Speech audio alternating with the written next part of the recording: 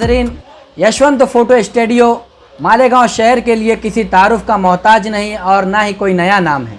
इस फर्म ने अपने क्वालिटी की बुनियाद पर पूरे नासिक ज़िला में अपना एक अलग मकाम बनाया है और फोटोग्राफी की लाइन से इस शहर को एक नई दिशा दी। आज इसी खानवादे के यशवंत देवरे के फर्जंद पांडुरंग देवरे ने JEE 2020 एग्ज़ाम में पूरे हिंदुस्तान में 188 रैंक हासिल की, यानी 188वां मुकाम हासिल किया, जो न सिर्फ इनकी फैमिली के लिए बल्कि पूरे मालेगांव के लिए गर्व का और फ़ख्र का मकाम है। इस मकाम तक पहुंचने के लिए पांडुरंग को क्या दुश्वारियां आई, उन्होंने किस तरीके से स्टडी की और किस तरीके से उनके ख़ानदान वालों ने, उनके पेरेंट्स ने उनकी मदद की और उनकी स्टडी का क्या तरीक़ाकार था, आइए हम जानते हैं उन्हीं की ज़बानी। और इस मौके पर हम NP एक्सप्रेस की जानिब से पांडुरंग को, उनकी फैमिली को, उनके असातिज़ा को ढेर सारी शुभकामनाएं और मुबारकबाद पेश करते हैं और हमारे नौजवान तलबा व तालबात को ये पैगाम देते हैं कि उठ बांध कमर क्या डरता है, फिर देख खुदा क्या करता है। दिल से जो बात निकलती है असर रखती है, पर नहीं ताकते परवाज़ मगर रखती है।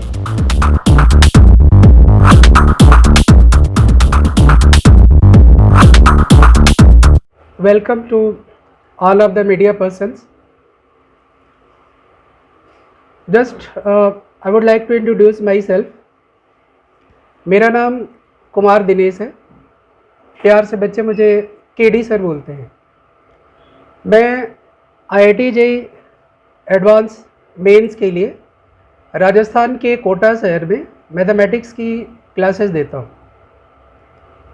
आज से लगभग 3 साल पहले आपके शहर का एक होनहार विद्यार्थी, एक मेरिटोरियस स्टूडेंट पांडुरंग, जो आपके सामने ही है, ये मुझे मिला।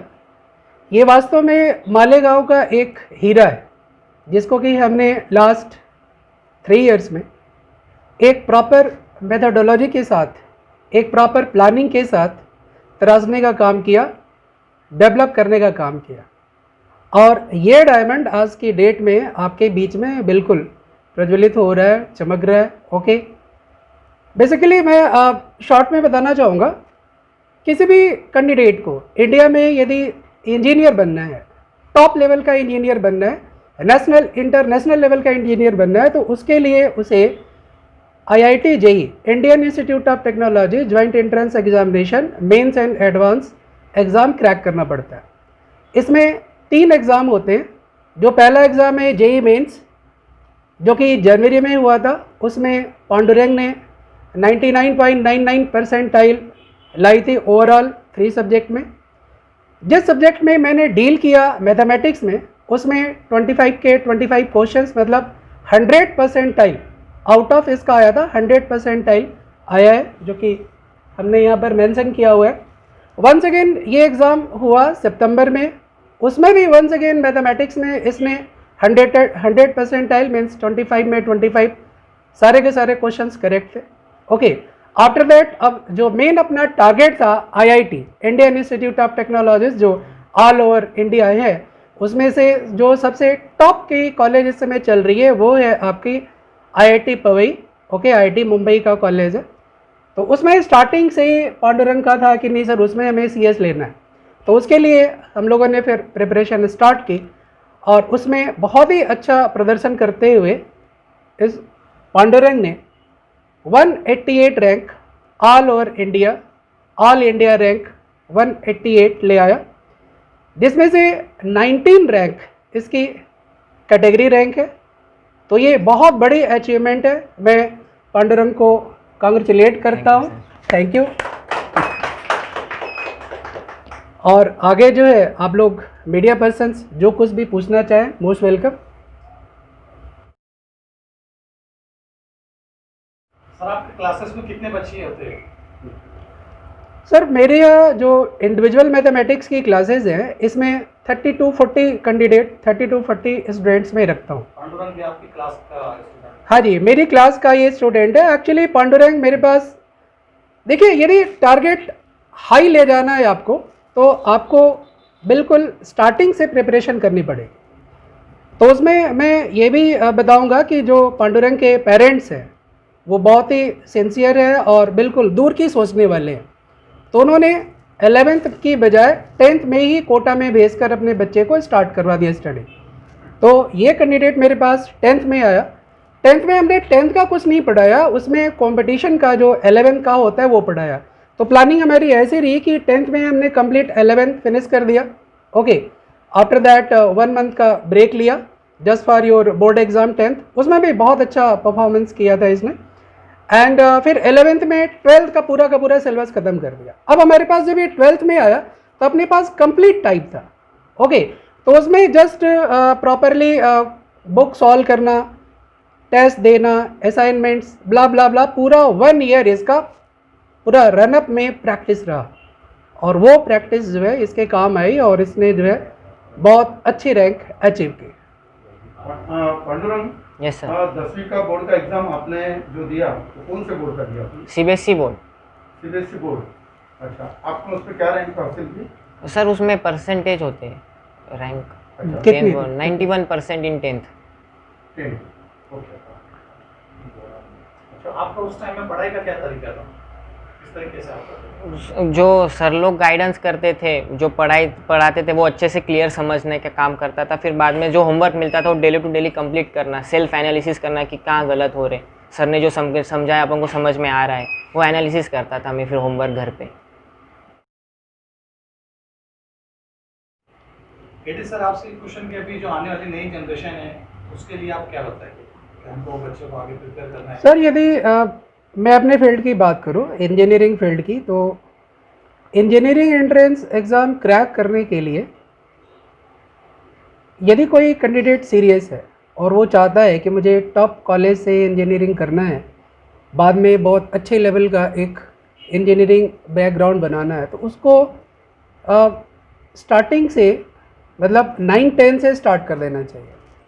वो किसी भी शहर में रहे, ओके, 9-10 से स्टार्ट कर दे एंड 9-10 में मैक्सिमम सिलेबस 11-12 का उसको कवर कर लेना चाहिए। सर इसमें क्वेश्चन ऐड कर देता हूँ कि अभी जो नया एजुकेशन पॉलिसी है उसके हिसाब से हमें क्या करना चाहिए अभी एजुकेशन में?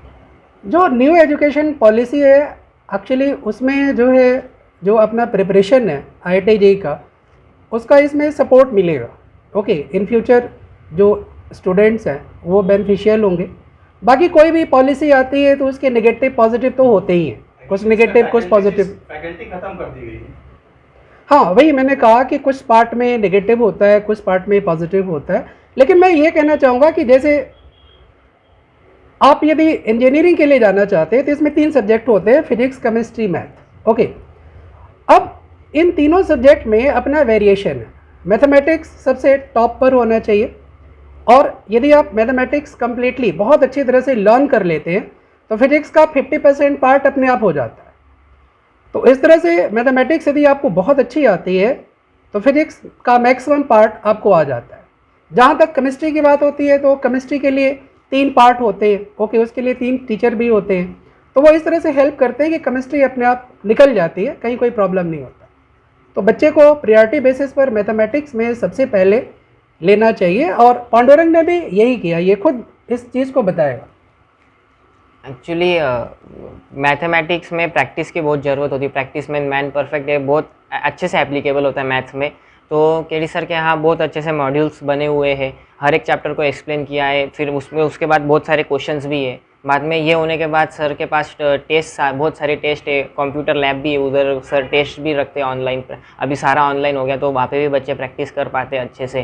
तो ये मैथ्स में तो ये करता था। बाद में फिजिक्स में थ्योरी क्लियर होना बहुत ज़रूरी है। मतलब क्वेश्चन मतलब जेई में वैसे के वैसे नहीं आते जैसे बुक्स में होते, नए आते, तो अपन को वो स्ट्राइक करना पड़ता है। तो बेसिक अगर क्लियर होता है तो वो क्वेश्चन अपन स्ट्राइक कर पाते हैं। तो फिजिक्स में बेसिक बहुत क्लियर होना चाहिए, ये अपन क्यों कर रहे हैं।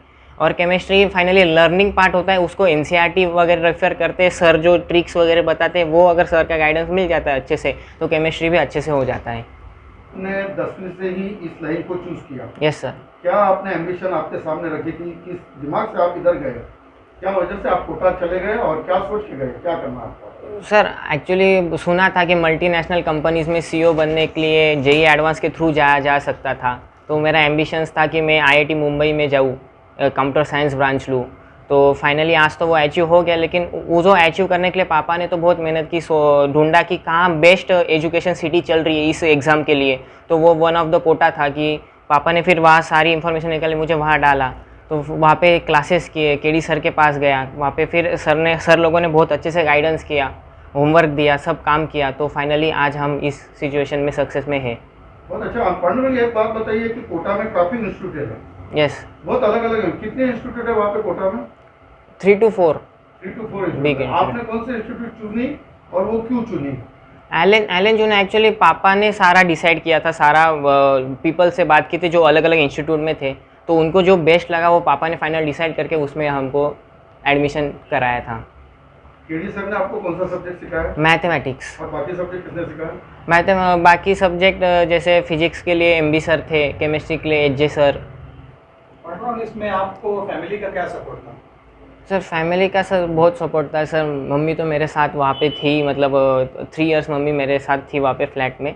और पापा ने तो फाइनली इतने मतलब एक्चुअली फोटोग्राफर बैकग्राउंड होने के बाद भी पापा ने मुझे इतने बड़े सिटी में एजुकेशन के लिए भेजा। वही मेरा सबसे बड़ा मोटिव था कि पापा ने इतनी मेहनत की हमारे लिए, तो यहाँ से कुछ ना कुछ अच्छा करके ही जाना है। तो वन ऑफ द मेरा फादर ने जो इतना किया था वही मेरा मोटिवेशन था यहाँ तक पहुँचने का।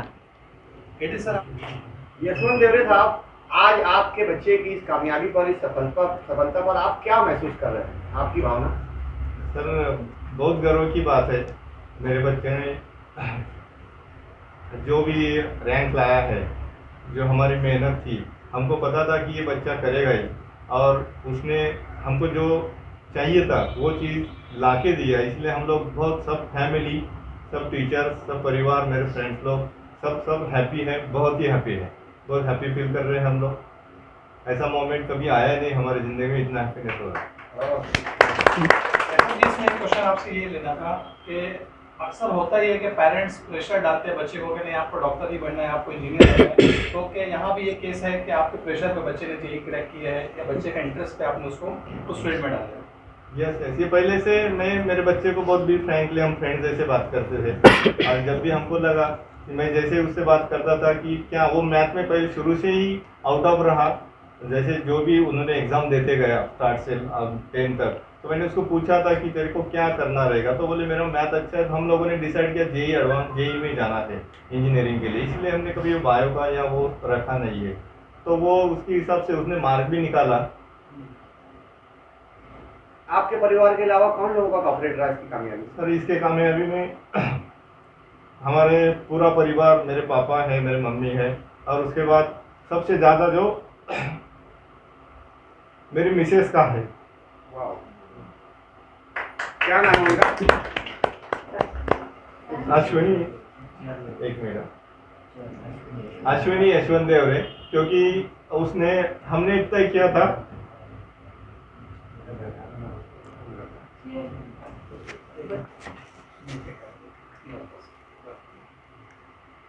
हम जब एडमिशन लेने गए,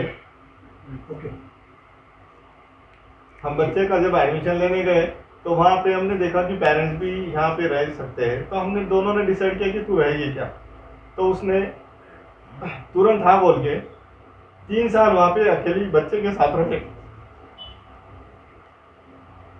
उनका बहुत ही बड़ा योगदान है।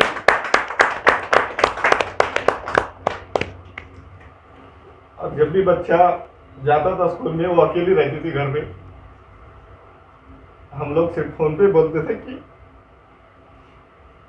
कैसा करना है, क्या करेंगे, बच्चा कैसा स्टडी कर रहा है। तो उसका बहुत ही बड़ा मोटिवेशन है।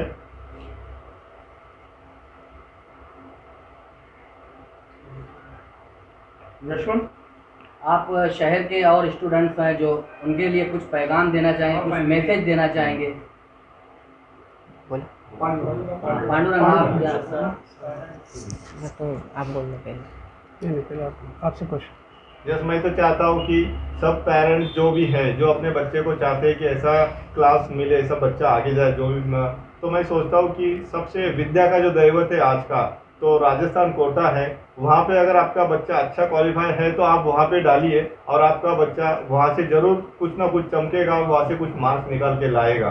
तो मैं पेरेंट्स को सभी यही विनती करूंगा कि आपका बच्चों का माँ होशियारी देख के आप वहाँ पे डाल सकते हैं। जी सर, महाराष्ट्र में आपकी ब्रांच जो ओपन करने कुछ ऐसा इंटेंशन? नहीं सर, ऑल ओवर महाराष्ट्र से बच्चे कोटा आते ही हैं, ओके। और यदि कोई इंटरेस्ट बनता है लोगों का तो we will think about it. Sir आपके कॉलेज में कोटा में एडमिशन का क्या क्या क्राइटेरिया है थोड़ा? सर कोटा में जो मेरा इंस्टीट्यूट है उसमें स्टूडेंट 10th में है या 11th में है या इवन कुछ स्टूडेंट 12th में जाते हैं, कुछ ऐसे भी स्टूडेंट हैं जो 12th करके 13 में जाते हैं। तो उनके लिए जस्ट सबसे पहले तो पेरेंट्स को ये देखना चाहिए कि उनका जो स्टूडेंट है वो सिंसियर है कि नहीं है। सिंसियर होना बहुत ज़्यादा ज़रूरी है। देखिए, जो स्टूडेंट है, हर एक स्टूडेंट के अंदर कैपेबिलिटी है। यदि वो कोटा आता है और सिंसियरिटी से क्लास अटेंड करता है और अच्छे टीचर्स के टच में रहता है तो अपने आप ही उसके अंदर जो है वो हम लोग निखारने का काम करते हैं। वो जो है उसके अंदर जो चीज़ें वो निकाल देंगे, वो डेवलप कर देंगे। बट उसको सिंसियरिटी से देखना पड़ेगा कि वो प्रॉपर वर्क कर रहा है, नहीं कर रहा है, क्या कर रहा है, ओके। तो वो चीज़ें हम लोग टाइम टू टाइम करते रहते हैं और गार्डियंस भी देखते रहे उसको। तो दोनों मिल करके यदि एक प्रॉपर गाइड करेंगे किसी भी स्टूडेंट को तो वो बहुत अच्छी रैंक लेकर आएगा और बहुत अच्छा करियर बनाएगा। आपके हाथ के नीचे काफ़ी स्टूडेंट को आपने पढ़ाया है सब कुछ। आप पर्टिकुलरली पांडुरंग के बारे में आप क्या सोचते हैं, क्या बोलोगे आप, क्या आपका अनुभव है इसके बारे में? एक्चुअली पांडुरंग की एक ख़ास बात थी कि सबसे पहली बात एक ओबीडियंट होना, ओके। और वो ओबीडियंट होने की चीज़ जो है वो मुझे लगता है कहीं ना कहीं पेरेंट्स से और फैमिली से मिलती है, ओके। मैं थैंक्स करना चाहूँगा पांडुरंग के दादा दादी का, मम्मी पापा का, ओके, फैमिली में जितने भी पर्सन्स हैं सबका, कि उन्होंने इस तरह का संस्कार बच्चे को दिया। तो वहाँ पर एक स्टूडेंट होता है जो क्लास अटेंड करता है, आना जाना लगा रहता है। लेकिन यहाँ पर ये जो कैंडिडेट है सिंसियर था, ओबीडियंट था। आज हमने बोल दिया कि 3 चैप्टर का होमवर्क करके तुम्हें आना है, तो उसमें कोई बट नहीं होता था, चाहे वो रात को 2 बज जाए 3 बज जाए, ओके। प्रॉपर वो अपना टारगेट कंप्लीट करके ले आता था नेक्स्ट डे। जबकि कुछ और भी मेरे पास कैंडिडेट ऐसे होते थे जिनका वर्क 50% हुआ या नहीं हुआ, या कुछ ऐसे भी थे जो कर लेते थे, इक्वल में चलते थे। तो सबसे बड़ी बात तो ये है कि जो ओबीडियंट है इसकी है, जो ओबीडियंसी है वो प्लस टैलेंटेड तो है ही, इसमें कोई डाउट नहीं है, ओके। तो ये दोनों चीज़ें मिल करके हमने जो गाइडेंस दिया और एक प्रॉपर एक प्लान बनाया। जैसे मैंने स्टार्टिंग में ही बताया आपको कि मैथमेटिक्स इसका हमने इस लेवल तक कर दिया 10th में ही कि जब ये 11th में गया तो 11th में इसे कुछ और नया पढ़ने की ज़रूरत ही नहीं पड़ी। जो भी चीज़ें थी वो ऑलरेडी पढ़ चुका था। जब 11th में आया तो 12th का हमने पढ़ा दिया था। भैया के सब ईश्वर भैया के सब स्नेही मित्र का मैं आभार मानती हूँ। सबका तुम्हारे योगदान भी भैया के लिए अच्छा है। यानी मैंने उसको ऐसा पढ़ाया, तू कभी भी बाहर जाने वाला है तो अभी जाना, फिर खड़ा रहना, ज़्यादा पेड़ अच्छा मजबूत हो जाएगा। तभी मैंने उसको बहुत योगदान दिया। आज कैसा लग रहा है वो खुश ये मौके पे आपको, क्या महसूस कर रहे हैं आज तुम्हारा? बहुत महसूस हो रहा है। कल्पना नहीं है क्या योगदान देने का। Thank you.